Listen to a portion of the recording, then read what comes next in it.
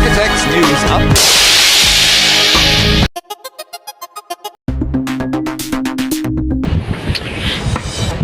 Ito naman is na pag-uusapan lang at hindi naman to personal or kung may mga tinatamaan, hindi naman po kayo ang pinapatamaan ito at for educational purposes lang naman itong ginagawa natin para ang gagawin naman ngayon ni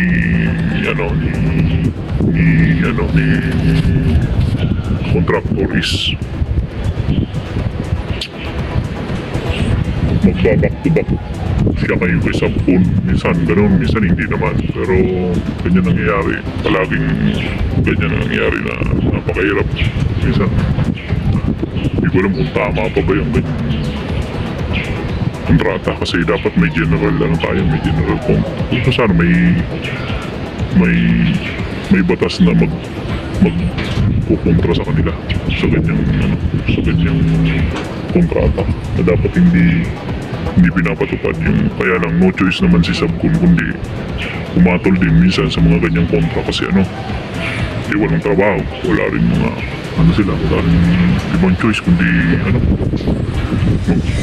kontrata na kahit minsan naabuso na sila, wala sila magawa kundi sumunod na lang.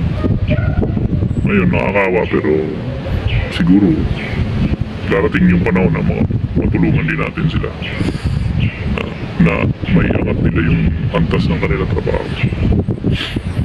Ngayon, nangyari kasi ganito. Si client, may mga project manager yan. Ngayon, si client, may project manager, di under na yun ng project manager si contractor.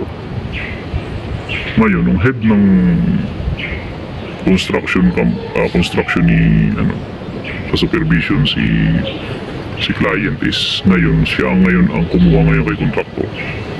Pero nakipagpirmahan naman niya si contractor doon kay client, pero hindi pa rin siya nakikipag-usap sa may-ari. Direct ang usapan lang nila is dun sa pinakahid lang mismo ng client na pinakahid. Ibig sabihin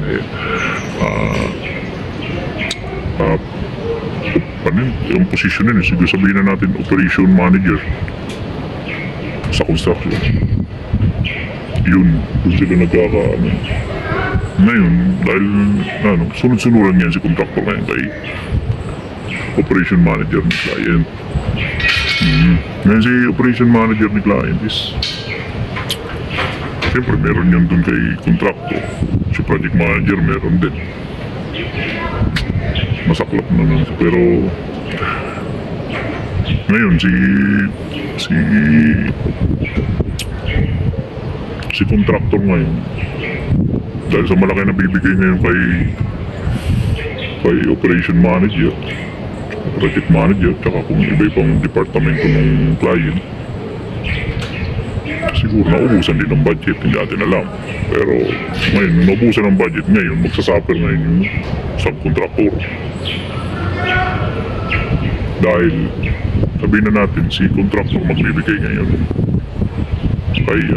bibigay ngayon kay operation manager. Si financer ngayon, magbibigay lang naman si financer kay contractor. Ngayon si contractor naman, magbibigay ngayon dun sa mga kasi ang nagpasok ngayon kay financer, si operation manager din. Ngayon parang tuta lang to si contractor, maging puppet pa, ganyan ang pagpapapa.